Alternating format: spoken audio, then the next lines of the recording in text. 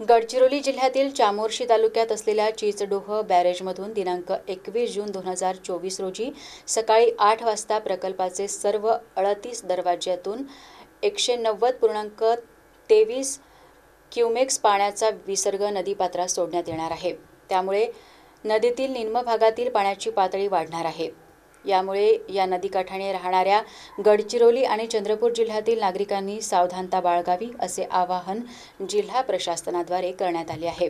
गोसीखुर्द धरणातून 40 घनमीटर प्रतिसेकंद इतका विसर्ग सोडण्यात आला असल्याने दिनांक 29 जून 2024 पर्यंत चिचडोह प्रकल्पाचा पाणीसाठा 179.800 मीटर पर्यंत वाढेल।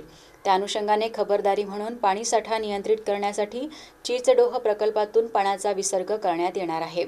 नागरिकांनी आवश्यक खबरदारी घेऊन प्रशासनास सहकार्य करण्याचे आवाहन गडचिरोली पाटबंधारे विभागाचे कार्यकारी अभियंता राहुल मोरगडे यांनी केले आहे।